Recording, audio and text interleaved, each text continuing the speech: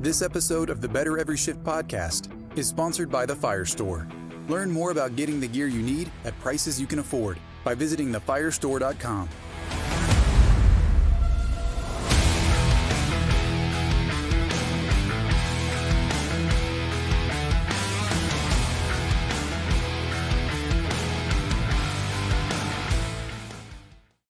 Hey, everybody, welcome to the Better Every Shift podcast. My name is Aaron Zamzo. I am a fire lieutenant in Wisconsin, and I'm growing, learning, and trying to be better, just like everybody else. I'm not alone today. This is a very special podcast.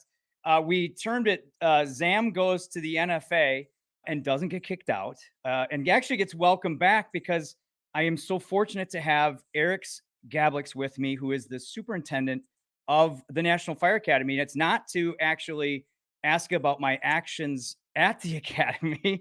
It's to really promote the NFA. And I had such an unbelievable time, which we'll get into, that I invited Chief Gabliks, because you've got over 30 years in the fire service, to just talk about it and our mission. And I'm joining his mission to get anyone who's listening to the NFA. But before we do that, I want to welcome Superintendent Gabliks. Thank you for being here, sir. Have you recovered from the weekend? Yeah, it's been a busy weekend, Zam, and thanks for having me. And you can call me Eriks. That's fine. I work for you and all the other career volunteer firefighters, EMS providers in the country. So we had a super busy weekend, a very busy Friday, Saturday. We had a lot of company on the campus, but yeah, got some sleep on Sunday. We're good to go. And here we are talking about that. Let me give everybody, so if you don't know Eriks, you really need to. The look that he had on his face throughout the weekend was like a kid in the candy store. And I had the same look. And a lot of people that were there did that. And we'll talk about that. But you've been the superintendent of the National Fire Academy since 2020.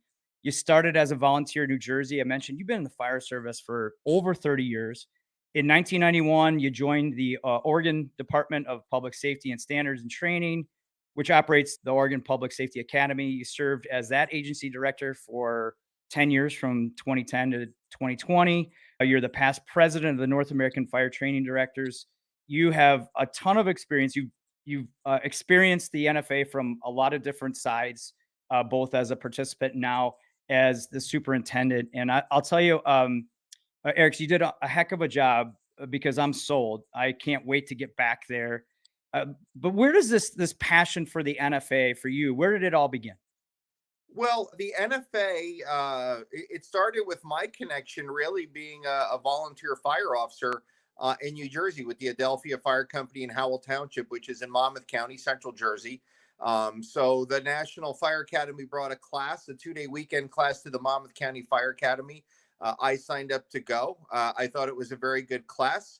Then a friend of mine, we're going through Ocean County Community College, and he said, Barry Oljars from Jackson Mills says, "Hey, I'm going to go to a state weekend in Emmitsburg at the NFA. Do you want to go?"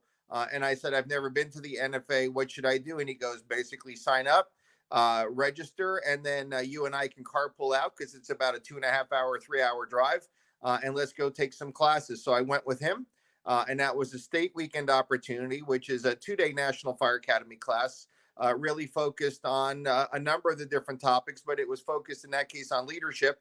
And then that was kind of my hook. So once I went to campus, I realized what an amazing place it was, and an amazing in a couple of ways. One is that when you just come onto the campus and you drive off of the highway into the driveway, you realize the size and the scope of the campus. So it's over 200 acres. It's a historic campus. And by historic, I mean, it used to be St. Joseph's College. It was an all-girls college that about 50 years ago merged with Mount St. Mary's University up the road from us in Emmitsburg, Maryland. At the same time that college merged, that campus was available. And some of your listeners who have done fire service history for their promotional exams may have read a book called America Burning. America Burning was co-authored by members of the fire service working with elected officials, and identified steps that our country needed to take to address America's fire problems. So we were seeing thousands of civilian fire deaths every year, hundreds of firefighter deaths every year, thousands of firefighter injuries. So what America Burning did is, in essence, was a call to action to our elected officials and to the fire service that we need to do something. So through collective efforts, the fire service has done a great job of reducing civilian fire deaths, but still approximately 3,000 a year, which is way too many. And as we know from our data analysis, a lot of those fire fatalities are people from underrepresented communities. So people that don't have a working smoke alarm still today, people that live in housing that doesn't meet fire code. So we still have work to do in reducing those civilian fire deaths. On the flip side, we talk about firefighter deaths and injuries through our collective efforts through the work of National Fallen Firefighters Foundation. And you see you're wearing a hat. We have collectively changed the culture of the American Fire Service, and we now know more than ever before through research funded through assistance to firefighter grants about the risks that our firefighters wear. So thankfully, we're not seeing the hundreds of firefighter line of duty deaths and the thousands of injuries, but we still are seeing approximately 100 deaths every year of our brothers and sisters in the fire service, and still seeing injuries. But again, through our collective efforts, that number has gotten lower. So the campus, as I mentioned, historic when you roll in, some of the buildings on our campus are pre-Civil War. So our campus, when the sisters ran the college, the Army of the Potomac stayed in Emmitsburg on the campus during the battle in Gettysburg. After that battle in Gettysburg, the chapel which you visited, which is now the National Fallen Firefighters Chapel, was used as a field hospital to treat both the injured from the North and the South. So when you look at the history, we were right there. What is equally important now, the purpose that we have, and I tie it into America Burning. Within America Burning, the authors of that report said that our nation needed to have a professional development organization similar to our military war colleges. And not that we're developing soldiers, but they said that we should have a location, a school similar to what the military does to prepare our current and future leaders. And that school should be located in the Washington, D.C. area. And it'll be called the National Fire Academy. And ever since, the federal government purchased that campus in Emmitsburg, we have been the National Emergency Training Center, the home of the National Fire Academy, which you experienced. And then also our partners joined us a few years later from FEMA Emergency Management Institute. So somebody's listening right now. They're probably, and here's the thing that I want everybody to know about this. So I went out there, and it's not because I run a podcast and you and I have met before. And Yeah. It's because I saw an email. You said, hey, sign up for this. It's the Executive Fire Officer Leadership Symposium. You don't have to be a fire officer. We want you out to Emmitsburg to experience the NFA. This was 2 days. And I think, oh, by the way, you paid for it. It was free for me to attend. And when I was there, I obviously the campus is unbelievable from a standpoint there. Everywhere you turn, you can't help be kind of, there's just memories or memorials everywhere that helps really motivate. At least for me, it helped motivate me. But besides that, like somebody who's listening is like, well, I'm just a firefighter. I'm just a volunteer. And then listening to you and your passion, what is your goal for the NFA? And like you had mentioned it numerous times throughout the weekend. Let's get it out there. Let's get the goal out there first. What is your personal goal? Sure. My personal goal is that I would love to have everybody in the fire service at least visit the National Fire Academy once in their career. So we are serving 1.2 million career and volunteer fire and EMS providers from state, local, tribal, territorial fire departments. You could also add federal firefighters, military firefighters. Everyone should have the opportunity to experience the National Fire Academy at least once. What we know is that when you come once, you will come back. You will also tell your friends and those you're mentoring about the National Fire Academy. So when you hear the word academy, and I went through this when I left Oregon, because a lot of people had no idea that we had a National Fire Academy. We still have people in the American Fire Service that don't know we have a National Fire Academy. And at times, even the name Fire Academy is misleading, because when you hear National Fire Academy, you think of, oh my gosh, you must have, hundreds of fire trucks there. You must have a 200-story burn building, right? And I'm being facetious, but they think Fire Academy is where we train firefighters, how to pull hose, how to, stretch a line, how to apply a defibrillator. And that couldn't be further from the truth. The National Fire Academy's purpose is really as the nation's professional development experience for our firefighters. So we, by law, do not provide training that's locally available. So you're not going to come and get your fire officer one. You're not going to come and get your instructor one at the campus. You're going to get that from your local or your state training organization. What we are providing are niche classes that are not available locally. And you don't have to be a firefighter in uniform with a badge or sworn to come to the campus. You have to meet the requirements for that class. So I'll give you some examples. We offer community risk reduction classes. Yep. We used to call those fire prevention, but what we know is we're trying to prevent more than fire.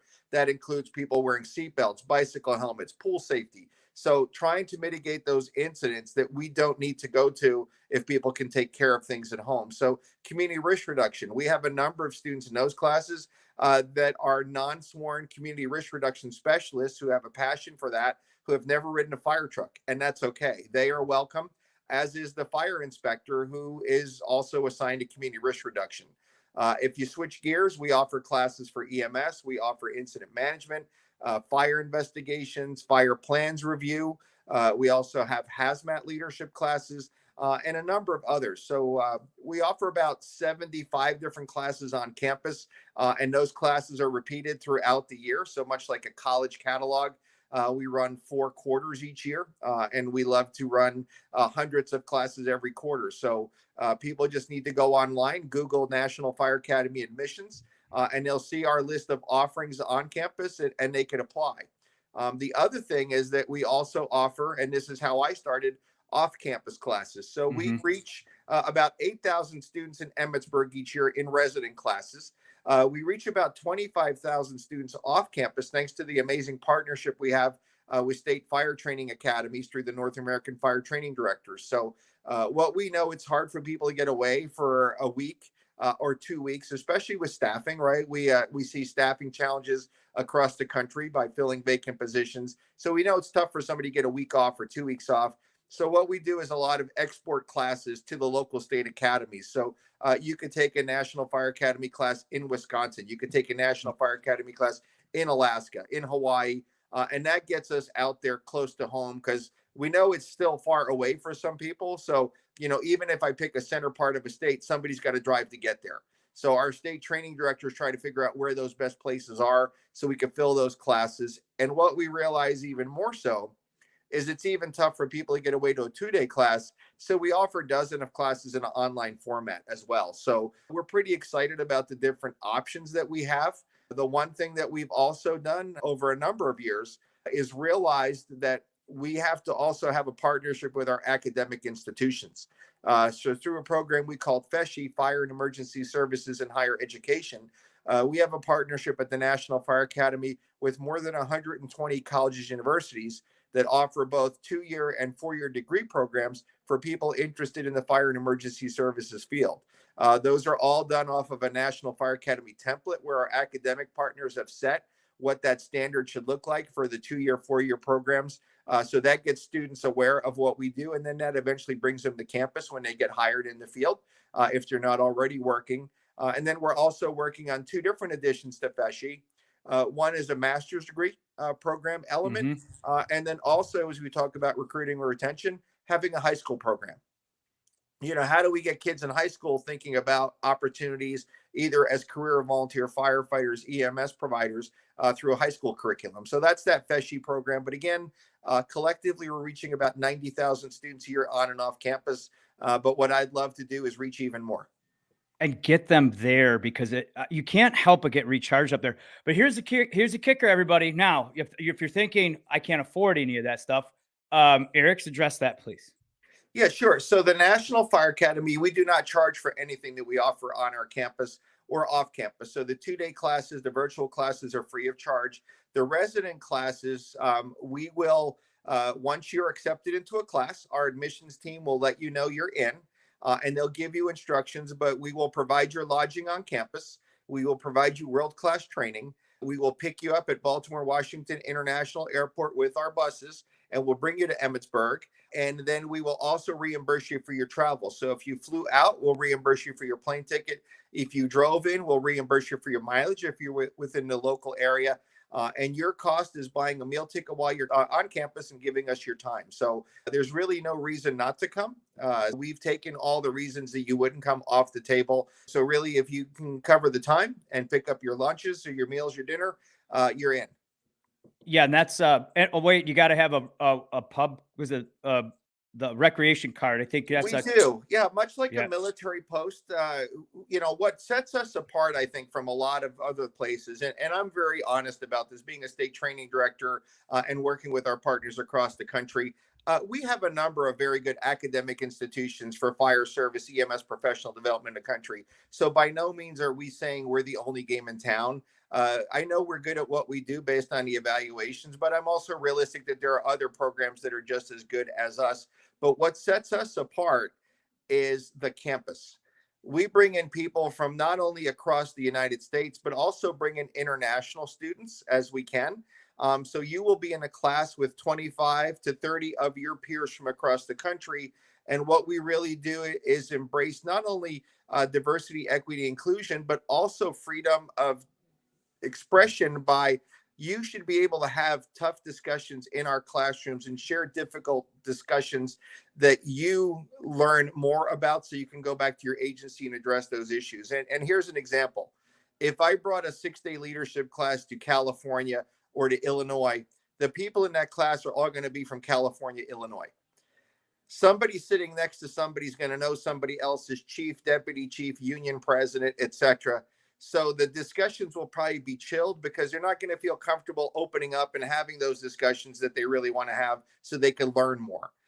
What the NFA does is kind of changes that landscape. So what I like to say is leave your badges at the door. So you may be a 5 bugle chief, you may be an assistant chief, you may be career, you could be volunteer. It really doesn't matter. You're all in that class because you want to learn from not only the facilitated discussion that we provide, but also learn from those lived experiences from everybody else in that classroom. So what we love is having people from really 25 states in that same room, learning the same facilitated discussion items, but having open discussion about, well, this is how California is dealing with that. This is what we've done in Illinois. This is what Florida is doing. So you create that not only safe place to have that discussion, but also you're making, in some cases, lifetime friends and peers that you could reach out to after you leave. So, just think if you're in a group with 25 people, you set up a messaging board and you could send out a note to all of your classmates that you were just on campus with saying, my chief just asked me to create a policy on this. Has anybody else done this? And probably by the end of the day, you'll get responses from half of your classmates saying, we're working on that. We just did it. Here's our policy. Good luck. How can it be of assistance? So that network doesn't just happen on campus and in our classrooms, but we do also have, as the military bases do, if you will, an officers club. We call it the Command Post Pub, the recreation center. But we know that those discussions that we have in the classrooms occur over meals, but also may occur over a cold beverage. So we do have beer and wine on campus. We also have water and soda on campus, but a lot of times those discussions don't stop there and end up going into late hours of the evening at the pub. Yep. And you do have a great, good workout facility. We're going to make it better. Yeah. And I know you have plans for that. There's a walking track. There is a gym for basketball. So that's another place. So by the way, this membership is $2, by the way. So that was my point. Like, cost should not be an issue. The meal I think that I paid for was like $100, but you got good meals. There was healthy choices. I was glad to see there's a salad bar there. We'll get into the ice cream machine, which, of course. And also gluten-free choices. There were gluten-free choices. Yes. Yep. And there was always a good lean protein. There was always water available, good coffee, of course. So none of those things. So right now, anybody who's got, the food, good healthy food. There's workouts available. There is a little pub there. There is great bonding. There is reimbursement for tuition. So I'm trying to combat everybody's, I can't do this. What about this? So far we got costs that's off the table. Time, of course, you're trying to accommodate by bringing classes out to states. There are a couple online at your own pace courses. There are courses that are, condensed symposium like we had with a leadership symposium, 2 days. There are 4 or 5 day classes as well. Yes, correct? 5 day, 6 day, 10 day. I do want to talk about the thing that you we're just touching on. You're going to learn unbelievable things. I am still trying to process all that I learned in just the short days. But what I thought was extraordinary was I was in a, I was in a little shuttle. We went to maybe off campus. There was a nice event at Ott's Pub, of course. But I'm in a van with a 5-star chief, like I'd say 5-star chief, but a Chief Muncie, who's got, 79 stations. And next to me is a new paramedic, 3 years on the job from Pflugerville. And next to me there is Chief Josh Wallow from Bozeman. And then there's a volunteer up there, been in the fire service 20 years, wanted to just learn more, all in the same bus. And you know what? Everyone was talking together. Everyone was asking about, their experiences and asking about, family and just life in general. And then as we got to, the pub there, which is an unbelievable experience as well, there was mentorship and there were conversations, and I got some great advice. Just unsolicited, you're having conversations. And to me, it was just one of those things that I had to step back from being in this role. I'm just so grateful for the opportunities, but just to see the room and all the different people talking. Nobody knew each other when we came in on Thursday and Friday morning. And now on Saturday afternoon, everyone is exchanging their numbers and everyone's exchanging. In my LinkedIn, I think I just got 50 new, connections. But that is the other invaluable piece. And you're exactly right that it doesn't matter. The brand new paramedic is going to have some trials and tribulations. And now he has his own network of people to reach out to say, what do I do about this? That's not in their department. It's just an unbelievable part of that experience. If you were to just summarize like your top 3 things that someone would get from their first experience, what would you say? Current and relevant information in the form of our training classes, the ability to have access to nationally recognized instructors who are all subject matter experts in their field, meaning that they have done the class that they are teaching. So if it's a fire plans class, you're getting a class from either a fire marshal or a fire protection engineer. If it's incident command, fire service leaders that have been chief officers that have managed incidents. So that's second. And the third is building a network of peers from across the country, if not internationally. So if we're trying to hit that person that hasn't come to the fire academy yet, let's go through I think honestly, after experiencing the fire officer and leadership symposium, I would say that's the start, but that's my only experience so far. There's also a women's weekend. Women's leadership. weekend, yep, in June. So Google Women's Weekend at the National Fire Academy. It's in the middle of June. It's a Saturday, Sunday. We're working with women in fire. Last year, we had more than 250 women for the first ever Women's Weekend at the NFA. We want to make it bigger and better than last year. So last year we offered, I believe, 8 classes, and they were all filled up. This year we've added 12. So 12 different professional development opportunities. So just Google National Fire Academy Women's Weekend. There's no cost to you to come. We'll cover everything, but you buy your meals. And that's just one example of how we're working with our affinity partners. We have similar outreach efforts with Black Chief Officers, International Association of Black Professional Firefighters. We're also doing the same thing with National Native American Fire Chiefs. We're bringing 2-day classes into their fire officer development program that they've set up, and starting similar discussions with National Association of Hispanic Firefighters. And if you ask me why, my answer is straight up. The National Fire Academy landscape very much looks white male. And what we want to make sure is that all of our fire service members, career volunteer, Black, white, Hispanic, know that the National Fire Academy is here for them. So we're doing deliberate outreach, but even on Women's Weekend, men are able to come. And last year we had a number of men attend, and they had a blast because it added to the richness of the discussion. So again, there's no reason not to come other than you're busy. And what we also are very honest about is that, people have to make time for them and their families too. So, we stress that, and you heard that over the weekend. It's that work-life balance or life-work balance. So make sure you take time for you and your family, because it can't just be all fire and EMS related. Yep. And that's the other part about the relationships, is because you could talk about those other sides, like how do you create balance? And I think actually, if I were to say add anything next year to the executive leadership symposium would be that, because remember we had a chiefs panel up there, and all 4 of those successful chiefs said that's the one thing I need more help on. Yes. Which was great, because you were asking us, what else do we want to hear? What else do you guys want to see? Now, you had a great committee, which I was fortunate enough I sat behind and watched you, and it's just happened to be where we were, and had some great conversations with them. And they, so they set up for this leadership symposium. They set up the curriculum. They reach out to their network. Who do you want to see? But they were very much embedded with everyone asking about evaluations. What else are we missing? What else can we do? It's great to see, because that's what you're speaking about with leadership, right? And I think that's a reflection of you, just by knowing you and being around you and talking to people.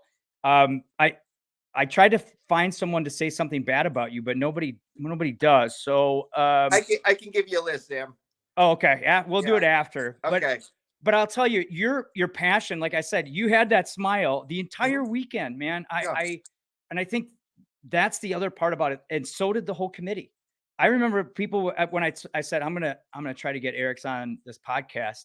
And I can't remember. There's so many people I met.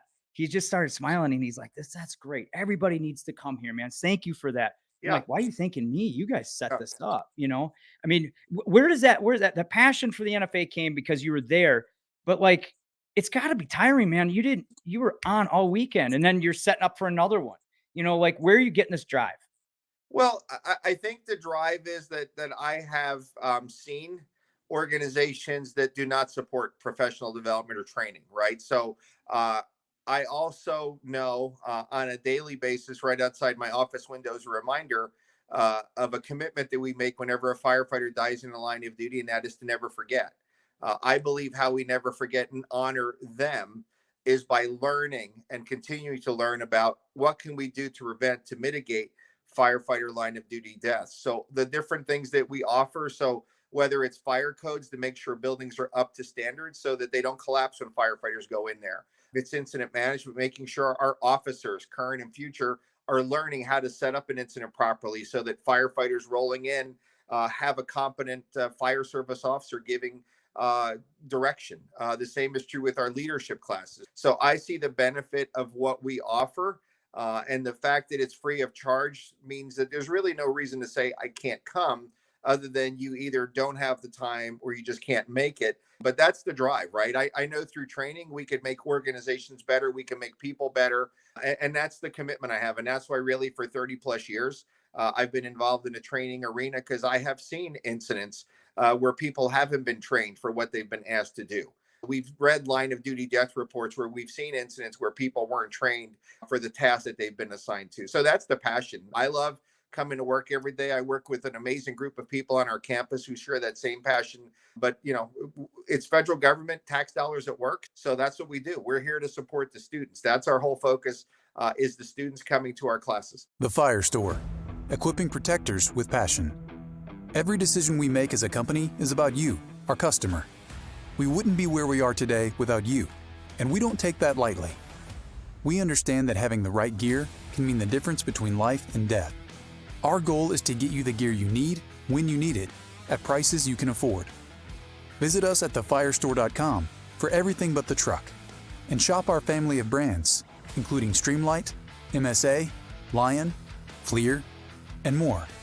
Now let's get back to the show. I want to get back to the campus. Yeah. One of the things, we have the memorial there. Yeah. We have the memorial wall for fallen firefighters. You have the bricks all the way around the campus. We have the 9/11 memorial. I'm trying to think of everything that I've seen, like, and you said, you look outside and you see all of these. I mean, and they still get to you. And we were talking off camera a little bit about how can that not motivate you? Sure. You are doing a lot of renovations to the campus. You're doing a lot of renovations to the programming because of what those stand for. And I think right there, you get on campus, you feel all of that, you see all that, and you can't help but think, I need to get a little bit better for these individuals.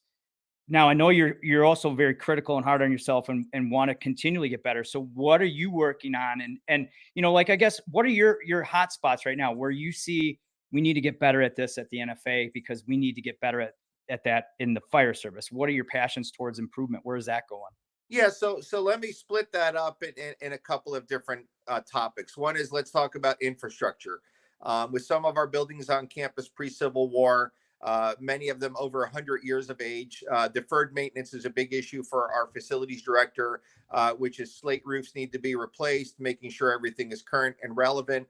We just can't, screw things into walls. It's historic. We maintain it under historic preservation, but our facilities staff does an amazing job taking care of the campus inside and outside. One of the things that you mentioned was our fitness center. We know that our fitness center needs to be upgraded.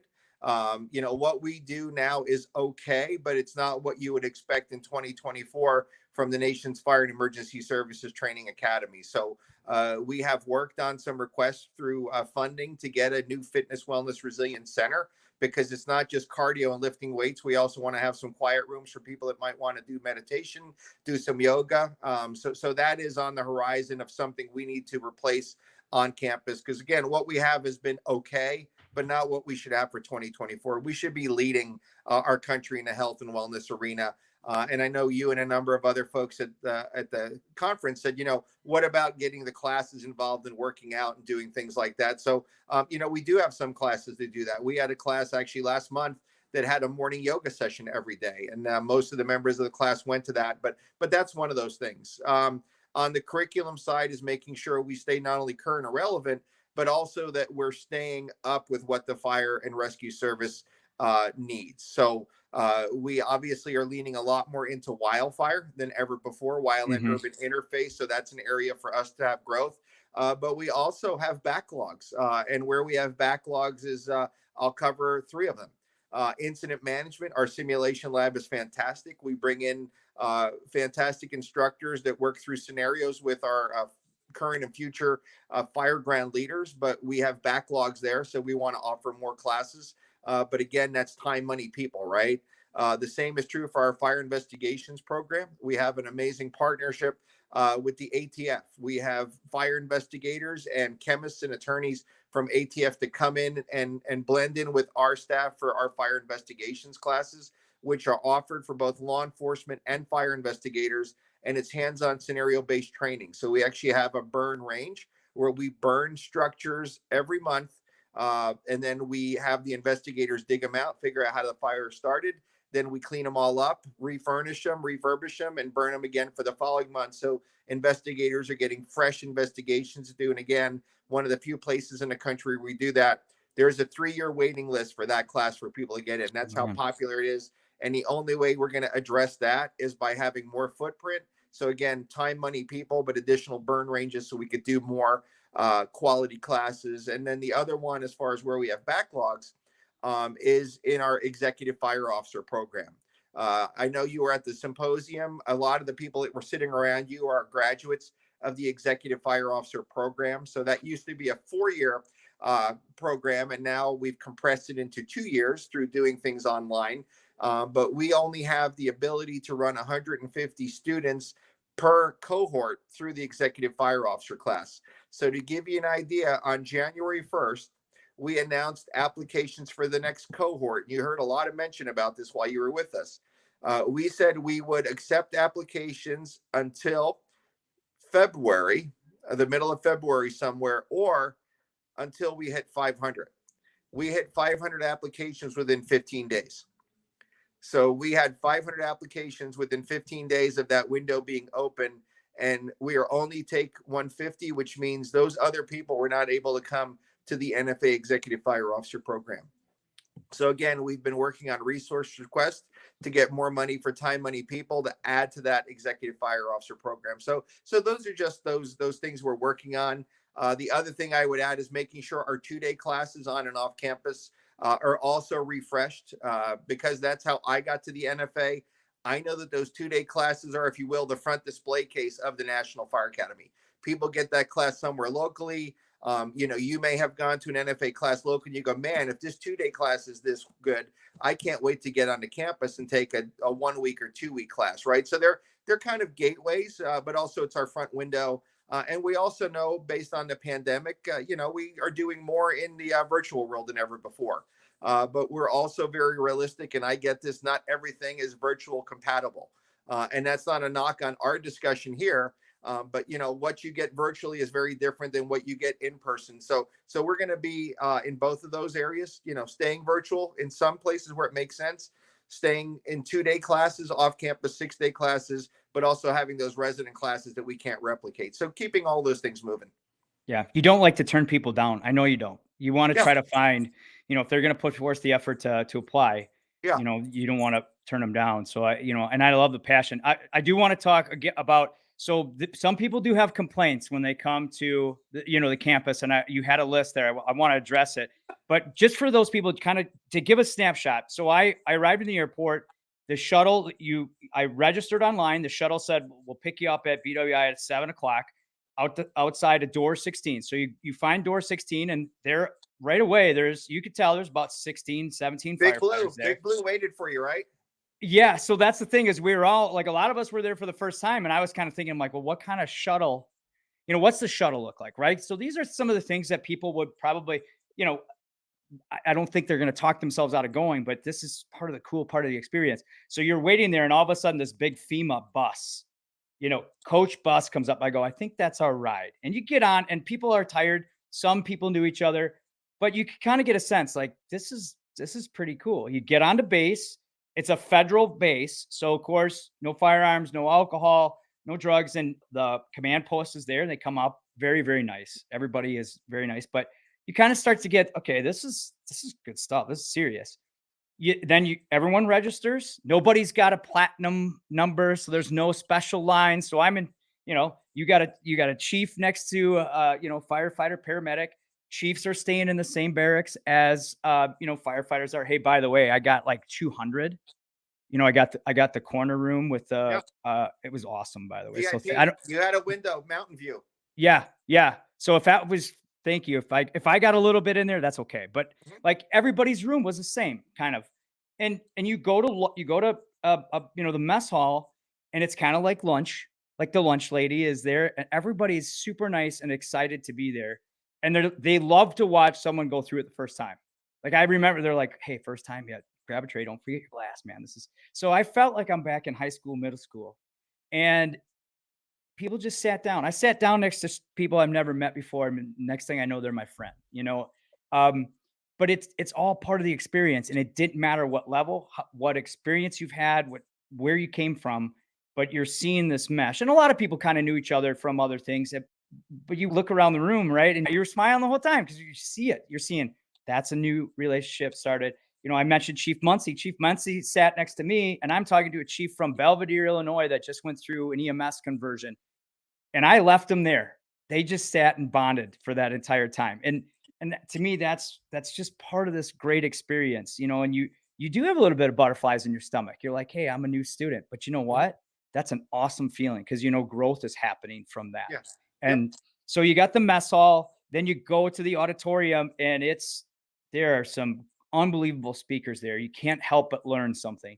And so just going back, like you get that little butterfly in, but I do want to talk about, okay, people know they're going to get world-class training, but there are some complaints. What were the top 5 complaint lists here? We'll kind of make this a little more comical now. Yeah. So, I call them first world issues. Yes. But if the training is as good as it is, which, I hope that it is for each of our classes, right? Because we look at, as part of our QA/QI, we review each of the surveys that we receive. And then also, some people may not know this, but we actually survey the agencies that send students months after they've been on campus to see if they've applied what they learned, right? And we report that to Congress each year through the Government Performance Reporting Act, GPRA. But the complaints that I see are the first world issue complaints. The first one I call the 3 bears complaint, and this applies to our dorm rooms. And that the 3 bears is, this mattress is too hard, this mattress is too soft, this mattress is just right. So we'll never get tired of that. The other one is that we do have occasionally the ice cream machine being out of service. Forbid, so right? That does happen, but there's a new one on order for more than $24,000 to replace the one that is having issues. And then tied in with the ice cream machine, and this again is a tragic event that happens every so often. we will run out of the accoutrements that go with the ice cream. So we may run out of sprinkles or jimmies or chocolate chips, but that will stop the campus in its tracks because that becomes an issue. And like I tell our students when they bring that up, and I go, I'm sorry about the ice cream machine, but next time you come back, how about if you come for the training? And then they usually kind of just laugh like you did, which is, okay, I get it. So that's kind of where we're at. And then the last two complaints are the temperature of the indoor pool, either being too cold or just right. And, it is what it is. It's an indoor pool. And that's all part of our fitness program. So a lot of people do actually come and get laps in early or late at night. So hoping you took advantage of that. No, you couldn't because the pool was down for maintenance. Pool was down for maintenance. Yep. And then the fifth complaint, which is, and you can't make this up, is the quality of our toilet paper. One of the students in their post-class evaluation wrote down, I can't thank you enough for the exfoliating toilet paper that you're buying on campus. And again, if that's the biggest issue, we're okay. You know what though? That student was listening because they took a problem and they turned it around and they made it into a compliment. It's a very optimistic mindset. The ice cream machine was down because I unplugged it last time I was there. I'm kidding. But right. So those are the complaints that you have, which means you're doing a damn good job with the training. And I'm so happy that you came in because I want to tell you that I've learned so much just from the 2 days. I'm hooked. I actually just had a conversation with someone on my department who is signing up right now for a class. My challenge to anyone listening right now is go to the National Fire Academy's website, and we'll leave a link in the show notes. Sure. And look at that list. So if we can get from this program 100 people signing up for these programs, if we can get another 1,000 or 2,000 to that campus every single year, we're going to help with your mission to get everybody out there. But I guarantee if you're stuck in a rut with your career, this will get you through that. 100% honest. You can't get more charged up than what you do by going over there. And I think that's, again, your testament to what you're doing, Eriks. And I can't thank you enough for setting that message out. I'm on your LinkedIn and I saw it, I clicked it and I said, you know what? I'm off those days. I'm going to do this. Thank God I did. So appreciate you being here, but you're not off the hook yet. We're going to talk. We got a couple of hot seat questions for you that we always ask. Sam, I'm going to add this before you give me hot seat, but our mission is to support you and your mission, right? So, our job is to help you be a better leader, a better fire examiner, right? A better incident commander. So we're part of your professional development system. Right. And you take that, you want to know, and right. Like there are chiefs from all over the world. And you asked me, you're like, how was your experience, man? What are you doing? Hey, did you do this? Did you see this? But I saw you have that same conversation with anybody. Like I said, that was your passion. And that's why it was just so fun to watch somebody who's that passionate there to see all these interactions. And I tell you, my other goal is that I do not want an available seat for next year's leadership. I think we need to fill that. There's no reason why, like you said, this is a great way to get people started, get their feet wet. Same thing. How many more spots do you have for the women's leadership seminar? We are up to 100 and we can go to 300. So I got 200 seats to fill. All right, let's get people to that. Is the leadership symposium once a year, usually around April? Once a year. So follow our social media and we'll announce what the dates are. It's usually the week after Christmas. So that Friday, Saturday. I'm sorry, not after Christmas, after Easter. Yes. It's always that Friday, Saturday after Easter. But you'll get the announcement out. And the other thing on that is you're also going to see a call for papers come out for people to submit their presentations and be part of the EFO symposium. So we always want to make sure it's fresh and current and addressing what the needs are of our fire and EMS leaders. Because for EFO symposium, you had some people like you that have never been on campus before that said, hey, this lineup looks great.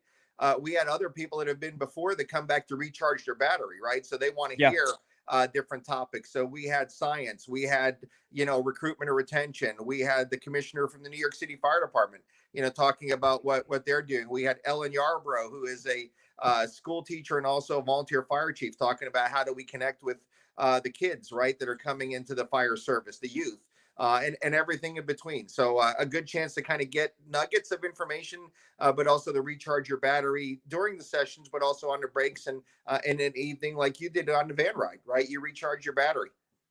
Yeah, Dina Alley, also great presentation. Yep. Chief Waldo, Chief Coy, Yes. your panel was great. I think that was probably very well received. Yep. I think the only thing is that you run out of time We do. for all Yeah. these because Yeah. We started John. off with Dr. Dan Madrikowski, right, from Oh, ULFSRI, leadership lessons from the lab. John Tippett, right, Chief, and Dr. Hezadine Smith from Polk County, Florida, talking about his leadership philosophy. So just a solid start to finish. So the committee did a great job putting together that lineup. And, I get to be the conductor, right? So making sure that train leaves the station right at 8 o'clock, and that we get done by 5 p.m. on Saturday. But just solid. And you're right, we could have went for another 2 days if we wanted to, and still not covered everything. yeah. For me, like John Tippett's 12 o'clock high. Now I got to go watch Yes. that movie. Yeah. Dina had some great books to say, hey, read this. The very first thing with UL and fire attack, right away, you're riveted by, oh, yeah, this does affect us. Right. I always mess up his name, but Madrikowski. Magikowski, Dr. Dan. yes. Yeah. Yep. And so it was awesome. And like I said, my goal is to make sure we publicize that it's free. Let's fill that up, man. If you're listening to this, tell your crew, hey, let's all go. It's free. Yeah. So I'm with you on that. You're right. It's so much that it just gets you fired up. And I think you do that on purpose. So now I'm like, hey, I got to go back because I want to do this. Yeah, I got to do this. I didn't get a chance to go through Gettysburg. I wanted to do that as well. So We did a staff ride with the EFO, IFC's EFO section did an optional staff ride this year with Chuck Burkell, who is a registered Gettysburg tour guide. yeah, Former EFO coordinator for the NFA. That's right. And crews you can go on your own with that too, like Yes. stay an extra Yep. day or Yeah. afternoon.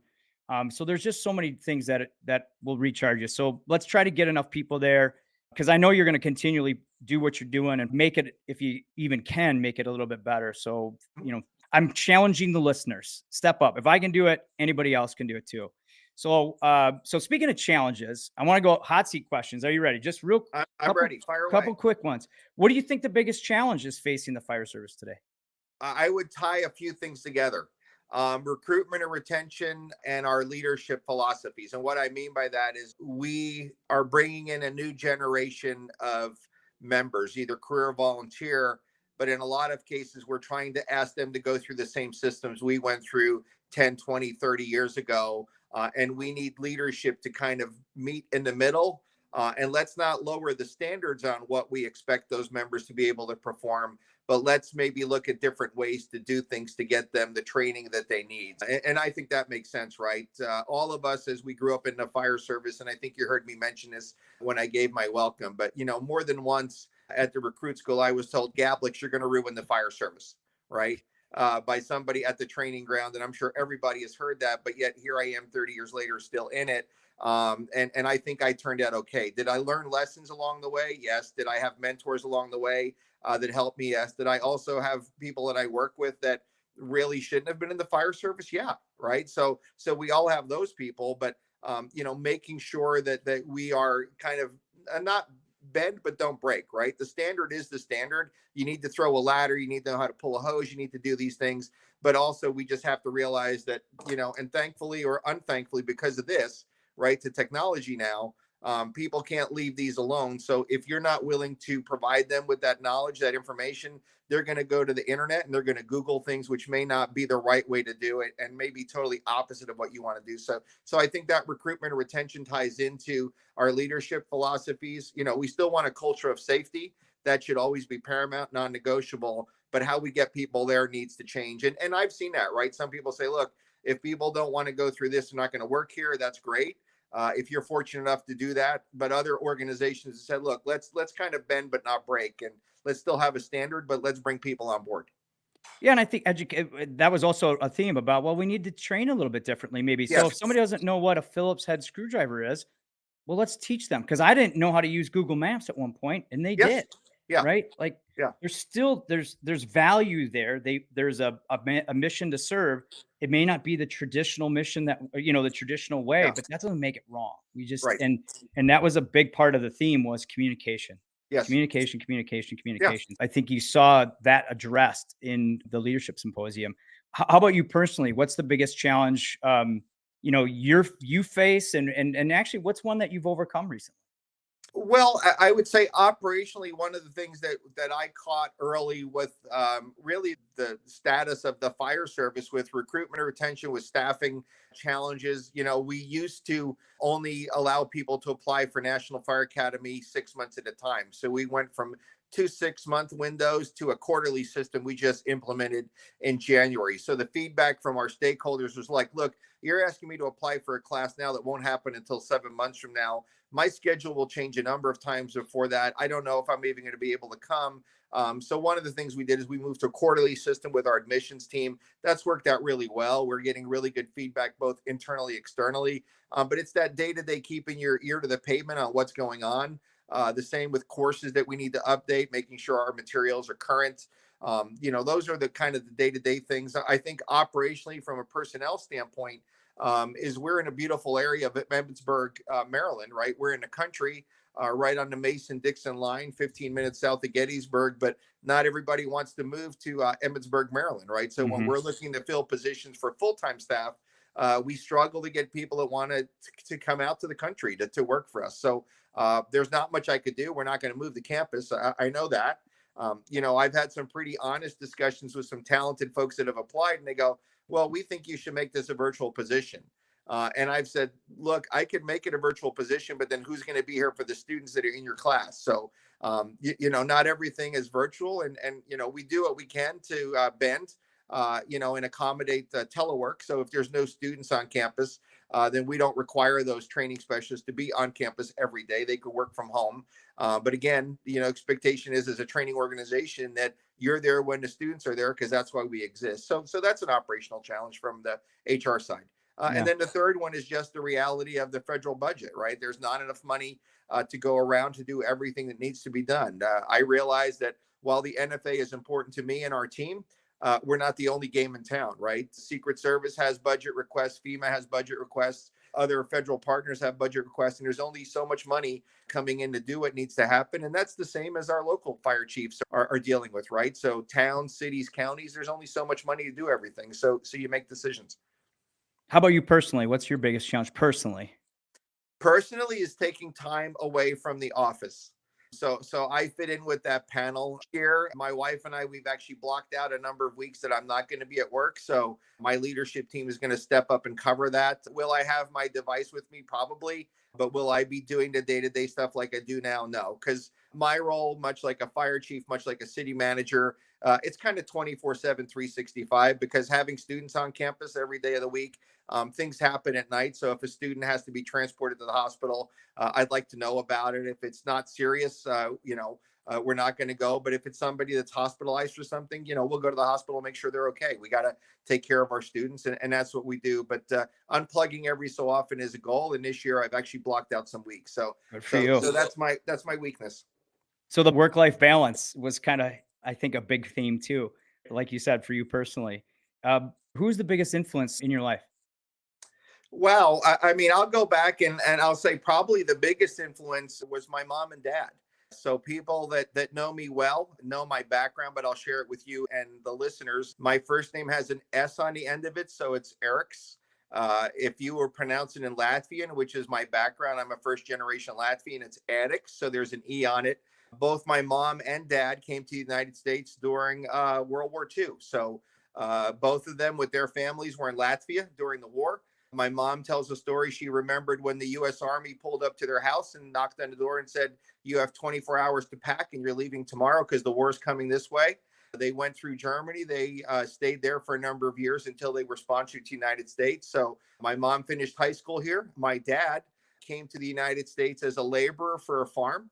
A number of months after he was here working as a laborer, he got drafted and he went to the Korean War. So he got his citizenship actually by being a combat engineer in the U.S. Army. Then he went to college through the GI Bill. So both of them, came to the United States, didn't speak a lick of English. People helped them out. And one of the things that my parents always instilled in myself, my brother and my sister, all three of us are in public service, was to do things to help others. People helped us when we came to the United States. How can we help others that are out there? So those are probably the two biggest influencers in my life. Wow. And we complain because the ice cream machine doesn't have sprinkles, and your parents went through that, right? Like, talk about perspective sometimes. And I think that goes back to like, you get perspective when you're on that campus. You're like, Yeah. okay, perspective is these are firefighters that don't get to do what I do. And if I Yes. can, right? Yeah. Like, and same thing with Yeah. your parents, right? Yeah, and Zam, you're right, right? So first generation Latvian, so I could speak, read, and write Latvian, so I'm proud of that. I'm a member of the Latvian Society, so we keep that culture alive. But when you go to the issues, and I've had a number of mentors over the years in different agencies that I've worked with. But here's one of the things that I do as I mentor our new leaders right now, and even our employees, which is let's just take check of where we are today. Do you have a roof over your house? Do you have a roof over your head? Do you have food in your refrigerator? Do you have a job? And do you have benefits? And it answer all four of those is yes, then you're doing better than somebody else in your neighborhood, right? So we often, do we want to make more money? Do we want some more days off? Do we want this? Yes, but how many people don't have a roof over their house? How many people don't know where their next meal's coming from, or their kids are getting a book, a backpack at the end of the day on Friday to make sure they have enough food to get through the weekend until they come back to school. Are we getting income? Are we getting paid? And do we have benefits? How many people don't have the ability to go get a filling filled in their teeth, Mhm. or, my knee hurts, but I don't have benefits. I can't afford to go to the doctor. We're very fortunate in public safety. And sometimes you have to just kind of reflect and say, you know what? People do have it a lot worse than I do. Yeah. No, I appreciate that. And your parents are a great example of a reality check, right? It's okay to strive to be better, but we really need to also take a step back and be grateful for what we Yep. got, you know? Yep. Hence the theme of this whole podcast, better every shift. So how are you working to be better? Better by delegating more. So I have a fairly new leadership team in National Fire Academies. Over the 4 years that I've been there, we've had a lot of seasoned employees that have done great work retire. Believe it or not, we have some employees at the campus that have been federal employees for 50 plus years. So we're seeing people that have been with us for 30, 40 years that retire, and good luck, enjoy your retirement, but also realizing their institutional knowledge leaves with them. So we're losing that history. So how do we build that up? So again, reflecting and representing and respecting the workforce, building that culture where you can have fun at work. And we kind of call it on stage, off stage. On stage is in front of the classrooms, right, working with our students. But behind the scenes, we can have fun at work. We still do important work, and we could have fun and kind of drop our guard a little bit. But also making sure our employees are not losing any leave, making time for them. We have a number of folks who have had health challenges, or their parents have had health challenges. My rule of thumb is family first. If you have an issue at home, go to home, right? Because you're not going to be worrying about work if you're worrying about your mom or your dad or your sister or your daughter that's in the hospital or going for medical tests. Go, we'll give you leave, just take care of that, and we'll cover for you at work. So really just taking care of myself, making more time, but delegating our staff so they're learning also that family first model. But also holding people accountable, because we do have expectations of the workplace, just like any place else does. And while we can have fun at work, it is a place of employment, right? So it's a workplace with rules, and we need to respect those. But just getting people, our managers trained up, getting new staff on board, and getting them trained up. And we've got a great group of people that have been with us. Some are retiring, as I mentioned, but new people jumping in that have that same passion. And then really feeding off of the energy from the classes, because you can get caught up in social media, and it's not a dig on any of the platforms out there. But sometimes we see people in our industry making bad decisions that makes us look bad. We see organizations like, oh my gosh, who would ever want to work there, right? I mean, and those kind of feed that media churn that we have. But what really recharges me is sitting in a classroom on a Friday morning when our students are giving presentations about something that they're working on in their organization, or a leadership thing that they've learned with us, and they're presenting back, and you go, you know what? The future of the fire service is bright and healthy. We have amazing people that have a passion for serving our communities and serving their organizations and learning how to be better leaders. And we're in a good place. So I have to remember to put those bad things aside. And that's the exception, not the norm. We have people in this country that really care, both career and volunteer, about providing amazing service to their organizations. And we're pretty excited. Yeah. Yeah. I think like you just summarized the entire fire service from station life to what we really face as far as challenges. I think the biggest challenge is ourselves sometimes, Yes. right? Like getting out of our own way and staying positive and just getting back to providing service, which is what you're doing out there. And I'll tell you, you're doing a hell of a job because I'm hooked and I want other people to experience what I experienced. So I appreciate the time. So please, everybody, accept my challenge and Erik's challenge to get out there, say hi, shake his hand. He will give you any insight and answer any questions to help your experience. But I can't speak high enough, obviously, of what it did to me and help recharge me. And I try to be positive, and now I'm super positive. So please take our challenge. Let's get those classes full. Go to the website. We'll, again, link to those. The other thing we want to do is if you have questions for Eriks or for us on the show, you can email us at bettereveryshift@firerescue1.com. If you need to get in touch with Eriks, we'll make that happen. Is that okay to do? Like, Absolutely. Yeah, my out? email's on the internet, so you can shoot me a message direct. Perfect. Yeah. Google that or use the links, look for classes. And if there's something that you think should be there, Eriks wants to hear about that as well. Correct? Yes. Yep. Absolutely. Yep. Well, Yeah. Again, thank you for your time. Thanks for your passion. If you're listening to this, I highly suggest you go to the Fire Rescue One page, the Better Every Shift page, or to our YouTube channel, because you can see the passion in Erik's eyes and just, the smile that he gets when someone talks about what he's doing and just what he's working for and towards. And that's the main thing. We're all about getting better. As Erik said, it's okay to strive to be better, but have some gratitude. Make sure that you take time for yourself, which is what he's working on. And I think what a lot of leaders are working on. Communicate with each other, get out to the NFA, experience it, and get that feeling back. If you've lost it, or if you're looking for a recharge, it's the place to go and be. Because again, it's all about being better. It's all about doing something, learning something, and sharing something to make you and those around you better every shift. Thanks for listening, everybody.